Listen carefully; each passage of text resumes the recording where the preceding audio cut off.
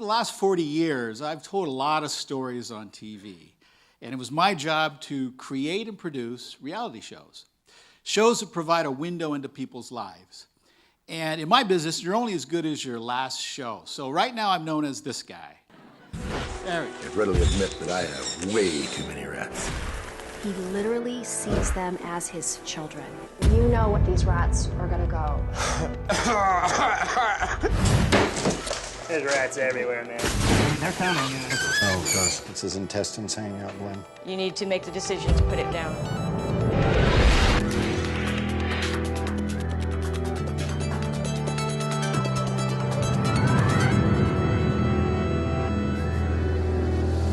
Yeah. Thank you. When people find out I'm responsible for Hoarders, the first reaction is, that is the sickest show I have ever seen. Is it real? And what I say, yeah, it is real, very real. The garbage, the filth, the bugs. In fact, sometimes the crews need full hazmat suits to do the shoot. So you can just imagine what it's like out there. Well, I'm not here to talk about the Hoarders experience. What I'm here to talk about is why Hoarders worked and why it captured an audience. And I feel that I've learned that telling stories. And the secret really is knowing your audience. Knowing your audience. Whether you're telling a story to sell something, or you're putting together a slideshow for a project, or simply trying to be the most fascinating person at a party. The one thing people overlook when they're telling a story, and it's very important, is knowing their audience. They need to know their audience. Now, some people might say, no, the most important thing is all stories need a beginning, middle, and end. All stories need a point. To me, that's the given. If your story doesn't have those elements, it's probably a pretty crappy story. No, what I'm talking about is capturing your audience first, engaging them at a deeper level right off the top. Okay, how many times have you guys been trapped in a conversation with someone whose sole purpose in talking to you is to talk about themselves, right? It's brutal. Well, I was recently at a memorial for an aunt who passed away. You know, not the sort of place you want to be the life of the party at. But there was this one guy, clearly a successful person because within moments of talking to him, you knew he had a car collection, he had properties, he took amazing vacations. The guy had a fabulous life. We was working the table, and the guy was relentless. He kept trying to engage me in conversation, trying to find common ground. And then he found out I went to the University of Oregon and proceeded to tell this story about two Oregon Duck fans that were completely drunk. And he started to tell the story. And I immediately realized it had no point. So I'm thinking about this guy, and I'm saying, like, this is a memorial, man. I mean, what is your deal?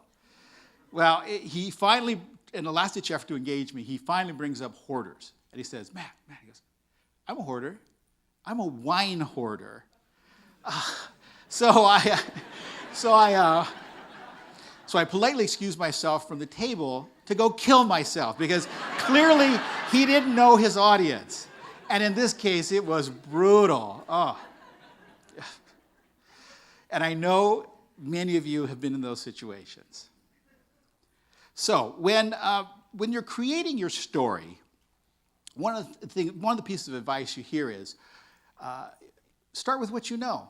I think that's a pretty good piece of advice. But I would say if you're trying to capture an audience, start with what they know, what your audience knows. Okay? In some cases, that's pretty easy. You're telling a story to friends, family, colleagues. But what if you don't know your audience? How do you know the unknown? Well, that's when you need to fall back to your life experiences. What are those things we've all shared and been through? Like the guy, you're getting trapped behind the guy going 40 miles an hour in the fast lane on the freeway. How about having to listen to that ass on his cell phone talking a little too loud in a quiet room? It's bad.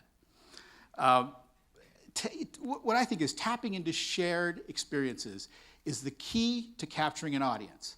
And that's why Hoarders works. Because we all know the tendency. I'm not talking about living knee-deep in garbage and walking around in human waste. No.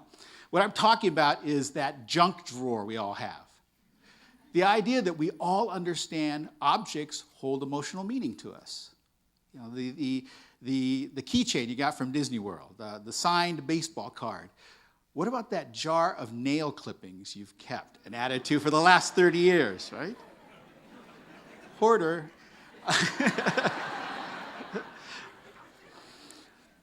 Knowing your audience is the key to capturing one. So I was leaving Las Vegas one evening, trying to get back to Seattle, and I was on the second to the last flight out.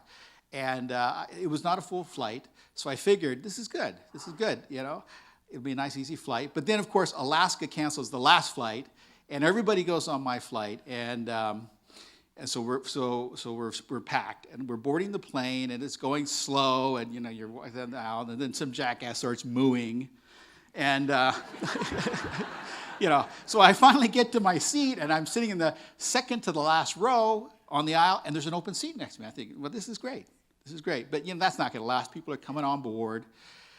And then they make the announcement they're getting ready to close the door. And then the stragglers come on, and the seat's still open. So I look up, and there is this mountain of a man coming down the aisle. And he gets about halfway, and the guy sitting on the other side of the empty seat starts waving and calling his name. And I'm going, oh, shit. I go, maybe I shouldn't have made that mooing sound. And well, anyway, he gets up to the seat, and he looks down at me, and he says, hey, partner, you're a little fella. Why don't you sit in that middle seat there and give us all some elbow room? Yeah, elbow room. And so I'm thinking, like, no way. I'm not giving up my seat. So I'm trying to think of something incredibly clever to say to the guy. You know, like, get in your seat, let's go. And I look up at him and I say, no, speak English. You know, so it worked. And so he got the idea. He lowers himself in the seat. I'm pressed up against the armrest, hanging half of the aisle. We're taking off, and I try to make myself as small as possible. And then I said, like, okay, sleep. Try to go to sleep. And I do. I fall asleep, and then it happens. I wake up gasping for air. The oxygen's gone. We've decompressed. We're crashing, and I open my eyes, and everything's cool. And then I look to my left, and his face is right there. He's asleep, and I realize for the last 30 minutes, I've been inhaling his exhale. I was slowly being asphyxiated. I know, gross, but you know, don't forget, I'm this guy. Okay, so what have we learned from this story other than bring your own oxygen? Well, first off, I started with something that everyone who's flown knows. A common experience to hook you. Once hooked, a good storyteller can take you anywhere they want to go. If they're really good, they'll keep you engaged by twists and turns in their story, cliffhangers, keeping you waiting for that next piece of story. Knowing an audience is the key to capturing one. So back at the memorial, I'm getting ready to leave. I'd risen from the dead, obviously, and the wine hoarder is off in the corner talking to someone. And he's just going at it, and I say, okay, I have to listen to this. And so so here's what I heard. He goes, you two, oh my God, I had to install 2 more car lifts in my garage from my collection. I think, like, wow, tough life. Anyway, it was probably, well, there's no other word for it other than the douchiest moment I've ever experienced in my life. But it was great because I knew I was right. He had engaged his audience with what they knew. And now he knows what all great storytellers know, and that is how to capture an audience. Thank you.